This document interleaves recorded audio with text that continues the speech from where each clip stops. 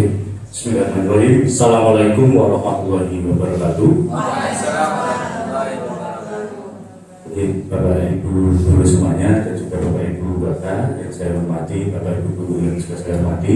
Sebelumnya saya mengucapkan terima kasih sekali kepada Bapak Ibu semuanya karena Bapak Ibu berkenan hadir.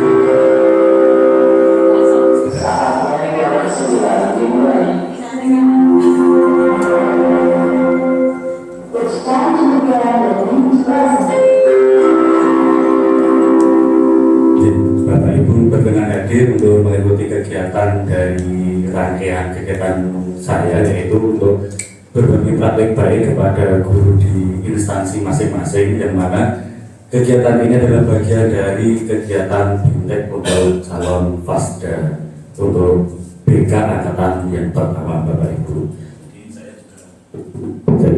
Mohon doanya untuk nanti bisa lancar semuanya. Baik, tadi TKA-nya sudah berjalan ya Bapak Ibu. Baik Bapak Ibu, untuk mengawali kegiatan kali ini, di sini saya selaku guru BK di SMP Negeri 1 Simo kemarin telah mengikuti BIMTEK yang mana isinya kita membahas mengenai 7 jurus BK hebat. Apa saja itu?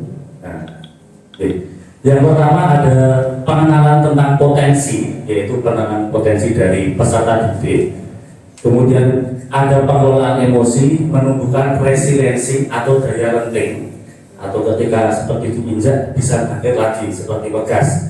Kemudian menjaga konsistensi. Dan biasanya kalau sudah semangat di awal tidak konsisten. Nah, yang kita cari yang konsisten bagaimana. Kemudian menjalin koneksi, membangun kolaborasi serta menata situasi. Baik Bapak Ibu, untuk kali ini kita akan menggunakan metode yang mungkin sedikit berbeda, yaitu kita menggunakan ARKA Bapak Ibu, yang mana nanti kita awali dari aktivitas, kemudian kita akan melakukan refleksi dan juga konseptualisasi, serta yang terakhir adalah bagaimana kita sebagai guru bisa mengaplikasikan kepada anak didik kita, atau sekarang kita menyebutnya murid ya Bapak Ibu. Baik, ini nah, kita akan masuk ke jurus yang nomor 4 terlebih dahulu Bapak Ibu. Kenapa saya balik? Karena ini membutuhkan waktu yang cukup panjang. Nah, nanti yang jurus-jurus lainnya tidak saya sampaikan semuanya, tapi hanya poin-poin pentingnya dari setiap jurus itu apa. Monggo Bapak Ibu sekarang bisa untuk mencari pasangan terlebih dahulu Bapak Ibu. Dan Pak Komputer ini kakung kali kakung yang SD kali SD.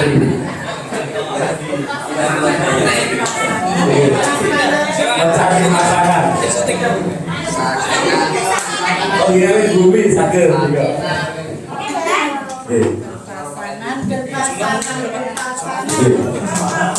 Kemudian Pak Komputer Bapak Ibu untuk bisa berdiri di sebelah dulu. Silakan Bapak Ibu untuk sudah dapat pasangannya semua, Ji? Sudah. Untuk Bapak Ibu yang berada di sebelah kanan menjadi A. Nah, berarti akun A, Mas Zaid B. Jadi B, akun A. Pak Widi B. Mama Tri A. Lalu untuk di sebelah kiri menjadi B. Nah, tugas yang pertama Bapak Ibu untuk yang A, silakan membuka tangan seperti ini dulu. Membuka tangan dulu seperti ini. Nah, saya akan memberikan sebuah amanah yang Bapak Ibu bayangkan Bapak Ibu genggam di tangan Bapak Ibu. Silakan sekarang ditutup sekuat-kuatnya. Yang A. Waktu bisa saling berhadapan dulu, berhadapan. Tugas B, ya, tugas B. Ini sekaligus itu eksplikinya ya Bapak Ibu, atau kita terbatas. Untuk B, silakan bisa membujuk A agar tangannya terbuka tapi tanpa sentuhan, hanya dari kata-kata. Mau bisa dirayu, pakai rayu pausnya di mana? Mau bisa dimulai. 1 cm. Ini seperti apa ya? Pakai apa saja, tapi tidak boleh disentuh.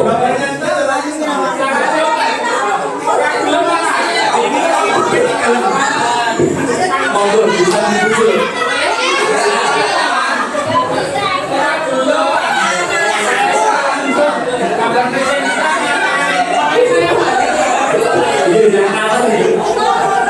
Harus semua tenaga. Oke. Satu. Oke. Cukup. Ada yang berhasil? Oke. Yang kedua Bapak Ibu. Yang kedua, silakan sekarang bertukar. Nah, yang B, tangannya dibuat terlebih dahulu. Akan saya berikan sebuah barang yang dibayangkan. Silakan Bapak Ibu genggam. Nah, ini yang A boleh membujuk dengan kata-kata dan juga tindakan.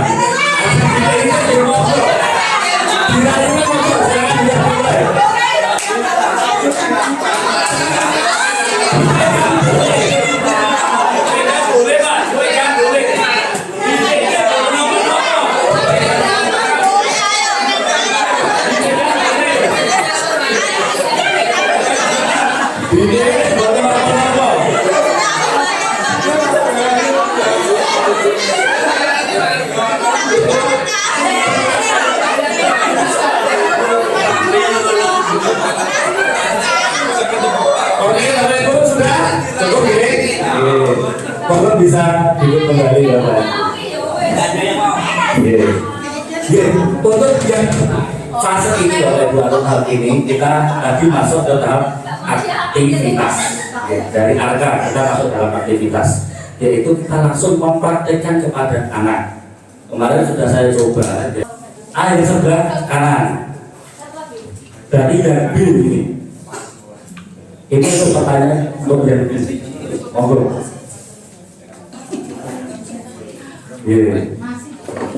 Apakah tadi bisa berhasil membuka tangan A dan apakah mudah dilakukan? Maaf ini kebalik yang A ya. Berarti itu untuk yang B, monggo tadi yang bisa terbuka yang pertama. Yang pertama nggak ada yang terbuka. Yang kedua ada yang terbuka. Yang terbuka, monggo bisa direfleksikan.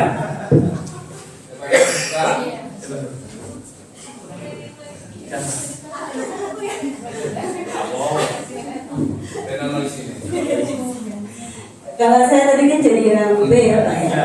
Tadi ketika disuruh menggenggam, ketika disampaikan bahwa A bisa membujuk dengan rayuan atau kata-kata manis atau dengan tindakan, nah ketika dengan tindakan langsung saya buka.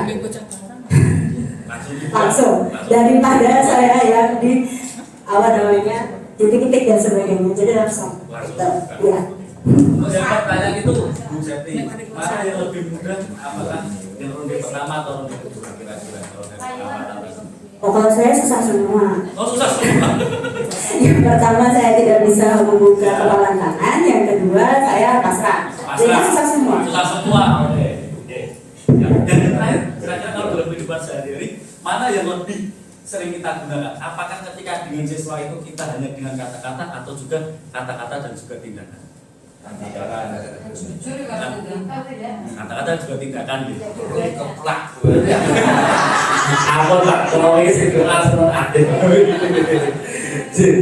Jadi pada intinya Bapak Ibu, kenapa kok tadi ada pertanyaan seperti itu? Karena seperti ini, kalau kita hanya dengan kata-kata saja, itu tidak akan menyentuh anak.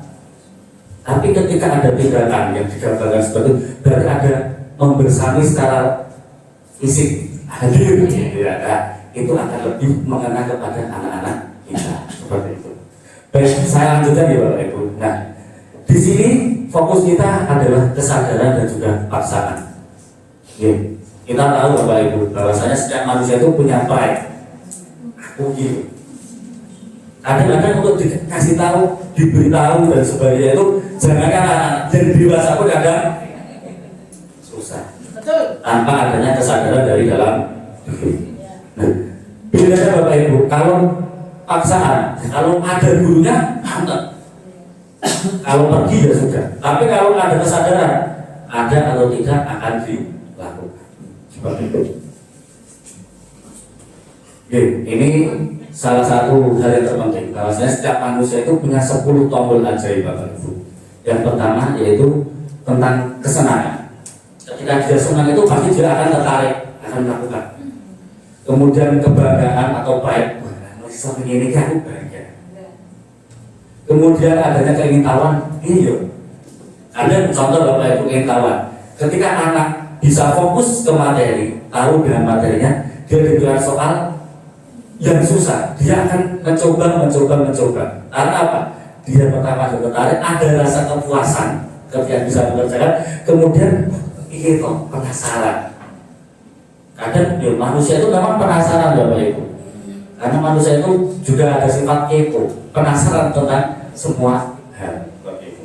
Kemudian ada yang minat, tujuan, ada juga kebutuhan, tahu manfaatnya apa, dan ada tantangannya seperti tadi saya sampaikan tentang soal-soal. Kemudian ada keyakinan dan juga makna seperti itu Bapak Ibu. Singkat saja ya Bapak Ibu, kita lanjutkan. Nah, disiplin itu ada dua Bapak Ibu. Yang pertama ada disiplin biasa, dan kedua ada disiplin positif.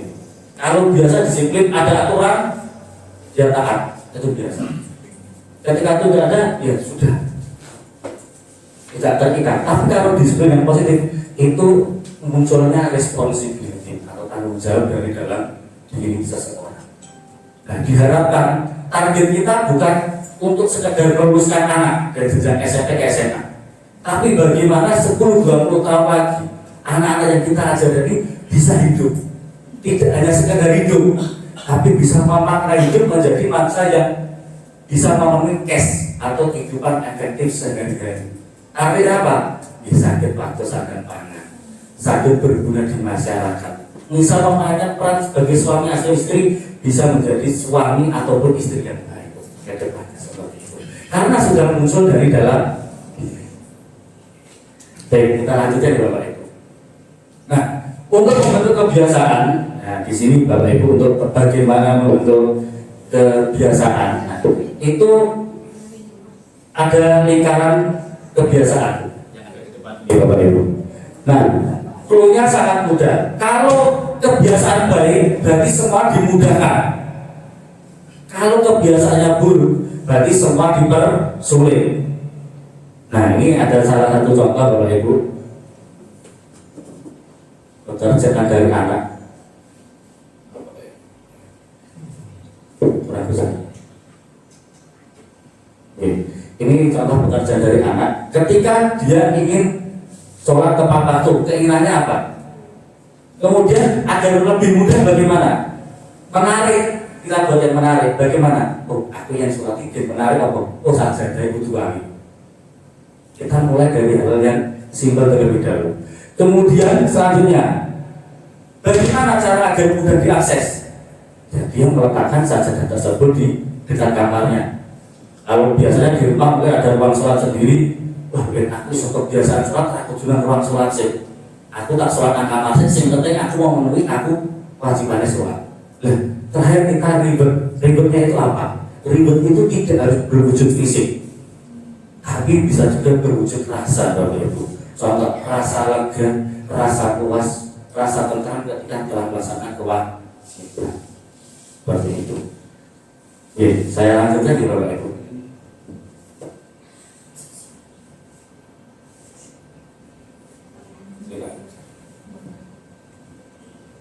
Oke, Bapak Ibu. Nah, ini nanti Bapak Ibu saya mohon untuk bisa mengerjakan LK, oke, dan akan saya bagikan itu tadi untuk yang jurus selanjutnya. Ini untuk yang LK ini, monggo nanti Bapak Ibu bisa untuk mencoba merumuskan perilaku yang ini diubah, yang mungkin nanti bisa diterapkan ke anak, bisa anak di rumah ataupun anak di sekolah Bapak Ibu. Untuk kita sama-sama bisa mengajarkan disiplin positif kepada anak-anak, yaitu tentang kesadaran seperti itu. Atau mungkin kalau ayah ini sakit dengan akan ayah. Atau ya Bapak Ibu.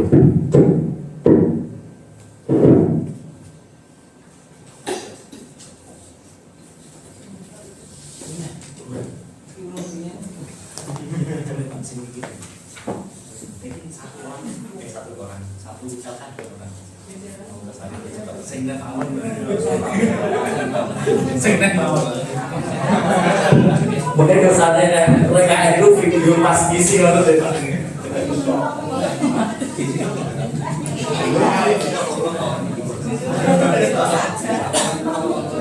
Bapak Ibu yang dikerjakan yang jaga konsistensi terlebih dahulu ya. Yang jaga konsistensi terlebih dahulu. Langsung terlihat lagi pemawon Pak. Karena tadi refleksnya kan sudah disampaikan, langsung di situ aja. Bentuknya seperti ini.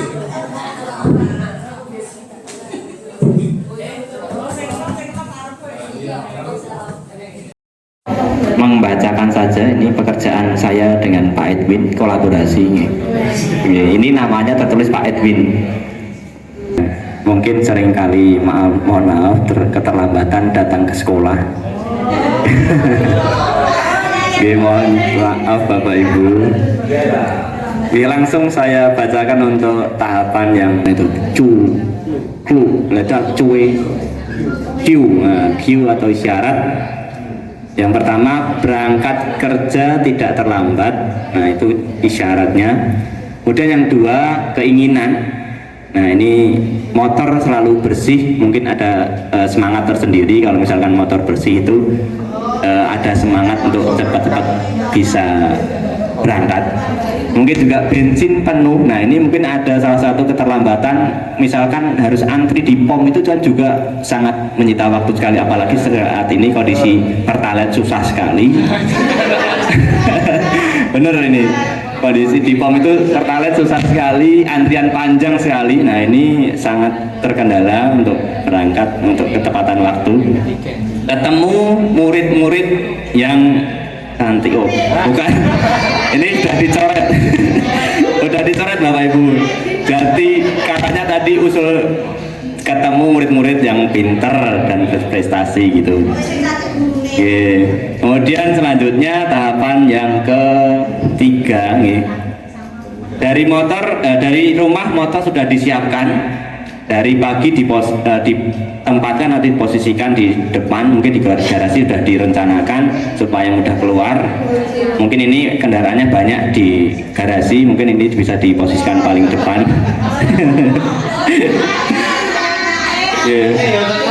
Kemudian salah duanya juga kalau pagi lewat jalan yang terasa jalannya sepi atau jalan lintas supaya perjalanannya lancar gitu Bapak Ibu. Oke, karena mungkin kalau saya sendiri di Nogur Detik nih jalannya rusak, ada perbaikan jalan, macet terus setiap hari. Oke, kemudian yang terakhir terkait dengan reward atau ganjaran, ini perasaan puas bisa masuk ke sekolah dan tidak terlambat. Mungkin ini reward dari pribadi, mungkin perasaannya puas. Mungkin itu dari kami. Terima kasih. Terima kasih. Tepuk tangan dulu untuk Pak Zaid dan juga Pak Edwin. Itu mengenali potensi. Ini mungkin akan saya sampaikan secara singkat saja Bapak Ibu. Sebetulnya Bapak Ibu bisa memanfaatkan ini, monggo. Ini bisa dimanfaatkan. Mungkin yang masih punya putra mau tes masuk perguruan tinggi, untuk siswa-siswa yang ada di kelas mau tes gaya belajar.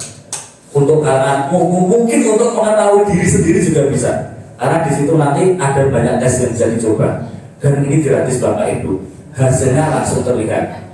Itu ada di akupintar.id. Oke, saya lanjutkan ya Bapak Ibu.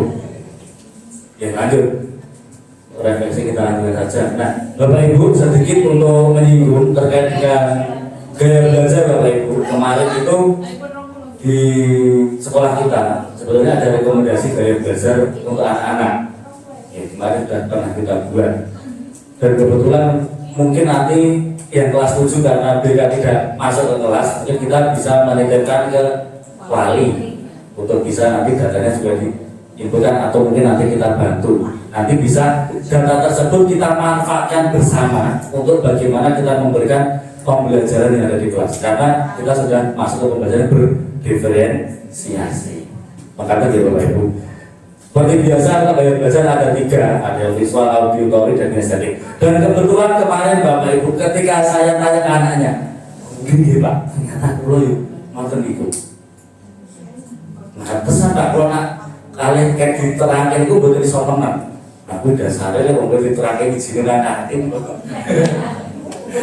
Tapi rata-rata anak-anak yang kinestetik Bapak Ibu, pasti kalau diamati itu ketika dia diterangkan atau apa, dia tidak bisa diam.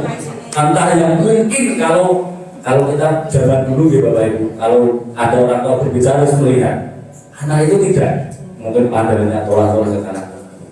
Ya mungkin karena dia memiliki gaya belajar kinestetik. Kemudian auditory berarti apa? Dia kuat di mendengar. Mungkin dia sambil kelihatannya tidur, tapi dia mendengar. Kita ditanya, dia tidak paham. Ya jelas karena dia tidur. Tapi kalau paham kan berarti apa itu? Berarti dia tidak tidur dan termasuk auditory. Kalau visual, monggo Bapak Ibu bisa salah satu contohnya dengan mapping. Dan mungkin ini pun saya terapkan di PPT ataupun PowerPoint atau media yang saya buat. Mungkin di PMR, di BK, saya membuat media itu dengan simbol-simbol. Bukan untuk mengingat isinya, tapi ketika anak itu diharapkan mengingat simbol, oh simbol mata, visual, berarti visual lewat kok penglihatan. Seperti itu. Jadi memaknai simbol anak-anak yang konvensional secara visual. Karena juga di Bapak Ibu. Nah ini sebetulnya bisa karir anak itu bisa kita analisis. Kadang yang kita yang sudah bekerja di sini tidak sesuai dengan potensi kita. Kadang potensi kita itu harusnya di realistik, tapi kita bekerja di sosial itu bisa, tapi pasti tidak optimal. Nah, monggo mungkin nanti putra-putranya Bapak Ibu yang mau masuk ke perguruan tinggi bisa dites di apa itu tes minat bakat. Nanti akan keluar seperti ini Bapak Ibu tentang riasek, yaitu 6 kepri 6 potensi karir Pak, 6 potensi karir okay. Sosial dan enterprise. Nah kalau kita masuknya yang apa Bapak Ibu? Kita masuk ke yang sosial.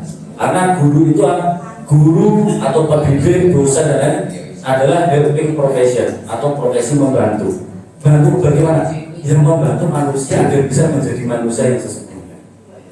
Kalau tanpa pendidikan saya yakin tidak akan pernah menjadi manusia yang utuh.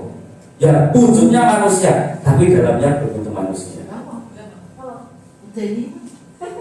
Ya dalamnya mungkin yang dipahami, nilai-nilai yang dipahami. Karena di sekolah itu tidak semata-mata nilai yang tertulis di rapot Bapak Ibu. Pada nantinya bagaimana anak itu bisa menjadi pribadi yang optimal atau berguna tidak hanya untuk orang lain, tapi yang utama adalah berguna untuk dirinya sendiri. Gitu ya Bapak Ibu.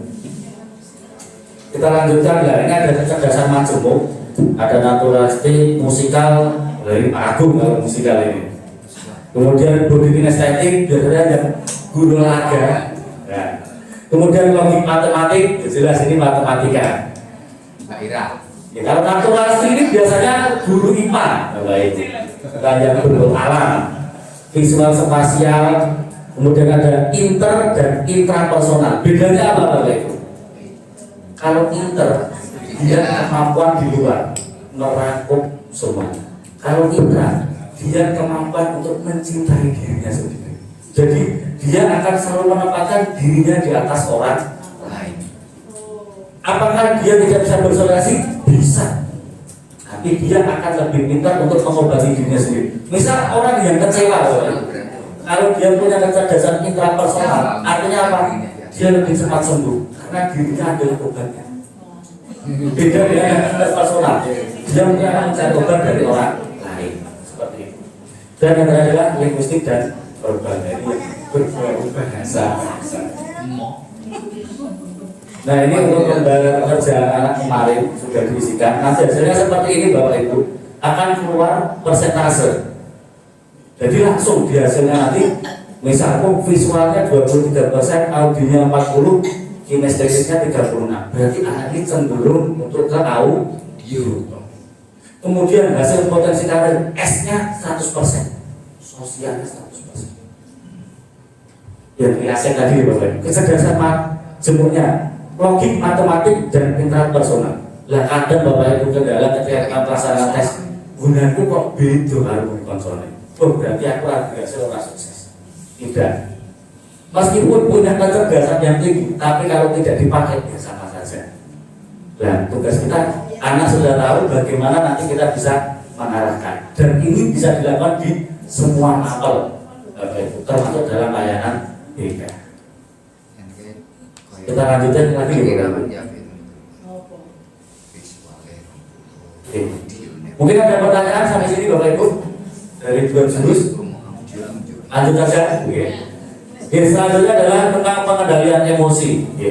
Emosi tidak harus selalu berbentuk negatif, dan emosi tidak harus selalu berbentuk kesedihan atau marah.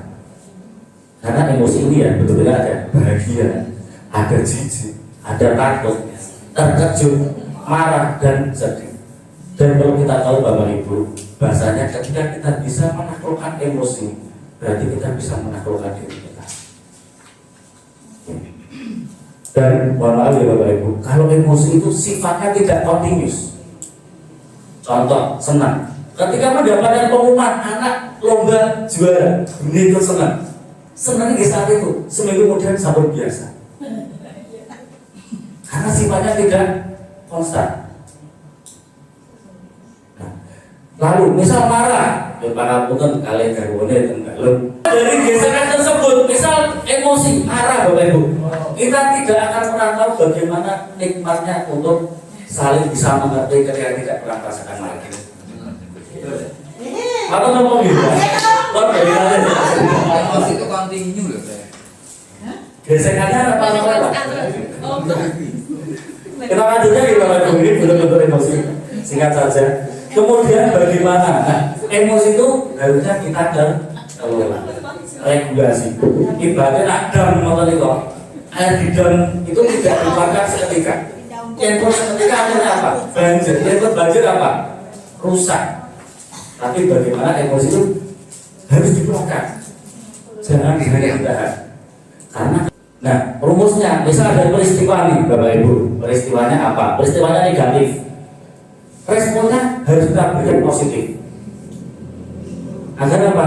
Misal P-nya 3, kasih positifnya 4, lumayan, masih ada outputnya 1 dan itu positif. Misal contoh, ada anak ngesuk begini diulangi tambah didukani. Kita berikut, tanpa kita tanya, tanpa kita konfirmasi terlebih dahulu, anak akan semakin beragam. Responnya pun hasilnya outputnya akan semakin negatif. Seperti itu.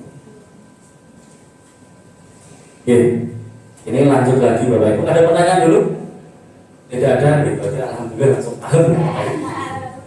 Ya, ini untuk tumbuhkan resiliensi atau daya lenteng Bapak Ibu. Artinya ketika ditekan bisa balik lagi, bahkan baliknya lebih tinggi. Nah, ini seperti realita kehidupan Bapak Ibu. Mungkin hasilnya pernah melihat drama Cina gitu Bapak Ibu. Jadi realita sekali Bapak Ibu. Ada orang disepelekan kemudian dia bangkit. Nah, ketika bangkit itu maaf, salah satu mungkin bisa saya matur bahan bakar terbaik untuk kita bangkit bukan motivasi dari orang lain, tapi rasa sakit atau dendam dalam diri. Itu Bapak Ibu. Kalau orang yang belum pernah di titik paling bawah, dia mau menggantikan itu susah karena hidupnya flat. Tapi si A, si B, si C, dan si D punya titik paling bawah yang akan berbeda-beda dan tidak bisa disamakan.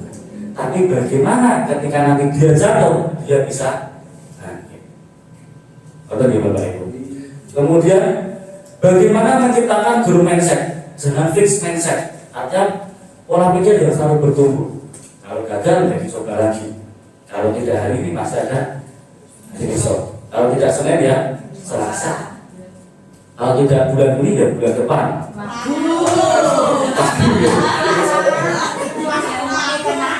Ya orang seperti ini optimis.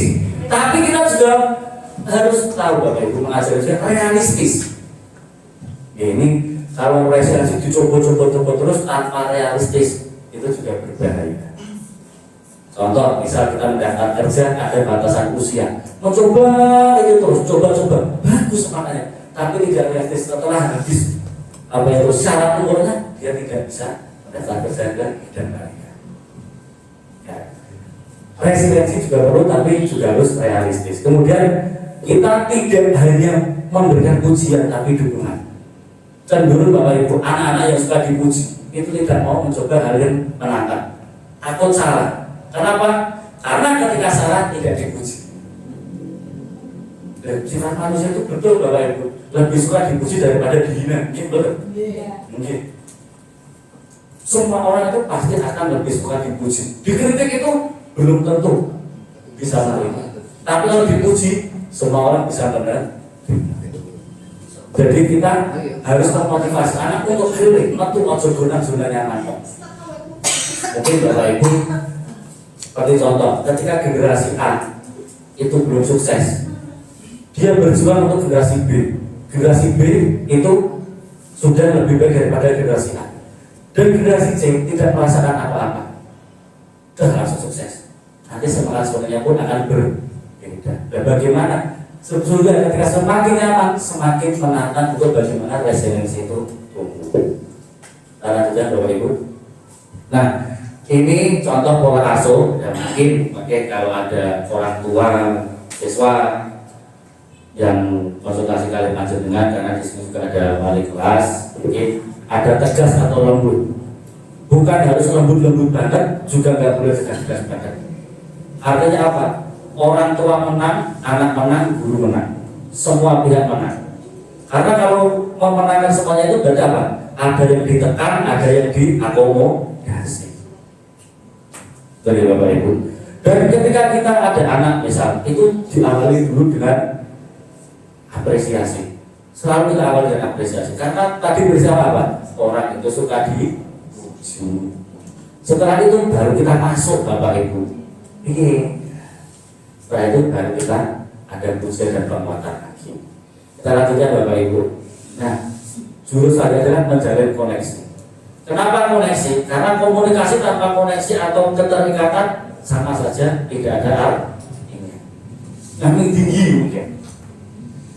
Nah, ini butuh apa? Butuh yang hadir Bapak Ibu. Koneksi antara guru dan murid adalah modal utama dalam pendidikan. Tanpanya ada koneksi tiba-tiba masuk kelas, kemudian ngetos, dan sebagainya akan susah. Makanya ketika dalam awal kita entah di supir atau di apa, kita wajib kenal dulu minimal. Kemudian diawali penerimaan tanpa syarat atau unconditional positive regard. Artinya kita tidak menuntut anak tersebut harus ini dulu, harus ini dulu. Mungkin sagede ningkatin itu namanya satu angka 0, sekian, itu lebih baik daripada tidak meningkat sama sekali. Atau di Bapak Ibu. Dan ini monggo, mungkin nanti kalau ada konsultasi tidak harus ke guru BK Bapak Ibu. Kemajuan di monggo, nanti kita bisa bekerja sama. Kita awali dulu dengan keterampilan membuka percakapan, kemudian bertanya, keterampilan merespon, merefleksi dan menyimpulkan. Nah, yang biasanya kejeglong nanti keterampilan merespon. Karena ketika kita merespon, kadang subjektivitas kita muncul. Ujungnya orang lain menepui. Ya memang betul kalau kita rasakan yang normal. Tapi kita kembali lagi kita berbicara dengan jenjang usia yang berbeda dengan kita. Kita di Bapak Ibu. Nah, ini prinsipnya adalah belief soler, yaitu sequentially atau menghadap ke klien. Jadi kalau ya entah dengan siapapun ini termasuk dalam etika ya Bapak Ibu. Si A, si B saling berbicara sebenarnya berhadapan-hadapan. Kemudian adanya auto open posture. Mohon maaf, ketika kita berbicara dengan anak, tangan jangan menyilang, kaki jangan menyilang. Dibuat lawan bicara kita itu nyaman. Kecuali kita berbicara di forum yang berbeda. Kemudian len atau badan condong, lebih mengarahkan, memperhatikan. Kemudian eye contact atau tatapan mata. Karena dari tatapan mata tanpa kita berkata-kata kita sudah paham. Lalu ditonjol mata. Oke. Kemudian relax dan sebaiknya kita tenang. Yang gurute pun emosi, guru emosi akhirnya nopo. Mau pangdulane koncone saiki pangdulane guru. Dan saya pun pernah mengalami Bapak Ibu. Ketika konseling, ya seperti itu. Pas bocah tekan itu pun emosi, pulang dia emosi. Berikan gas, pulang tambah gas. Akhirnya tidak selesai Bapak Ibu. Dan akhirnya apa? Anak itu kita dibuka nama ekonomi. Tapi setelah itu menyadari ya, emosi gitu bantu saya Bapak Ibu. Lebih cepat daripada mengakhirkan respon. Akhirnya bisa diselesaikan. Oke, kita lanjutkan Bapak Ibu.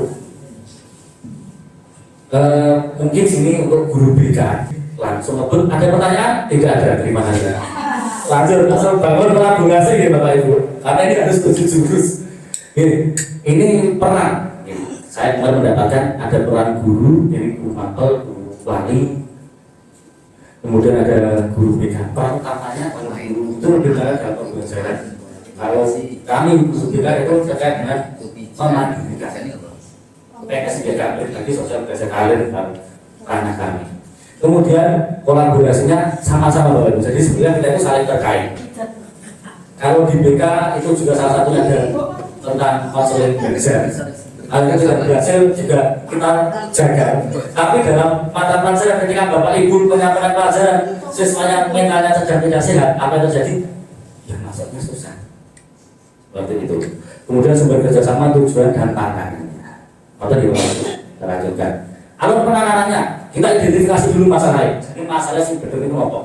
Kode-kode dulu, boleh apa? Permasalahan taman. Sing tunggal dulu karena ejek nama bapak.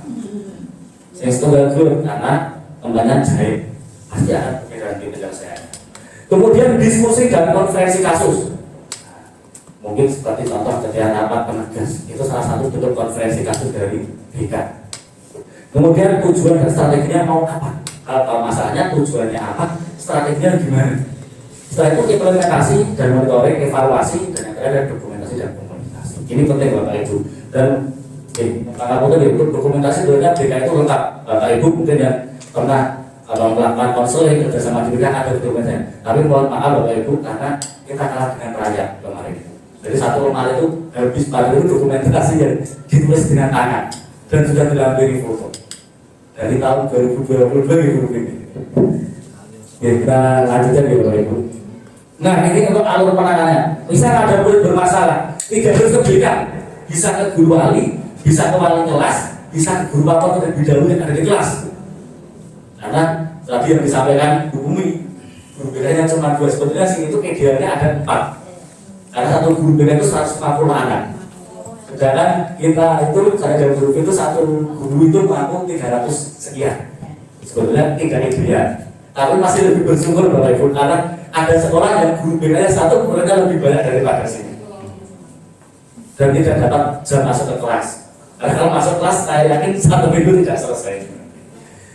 Lanjut ya Bapak Ibu. Kemudian ini karena alurnya kita sama ya Bapak Ibu. Kemudian kalau berat itu kita bisa naikkan ke kepala sekolah atau kesiswaan belakang. Nah nanti kalau sudah ditangani, kita bisa mitra kita itu ada orang tua juga Bapak Ibu.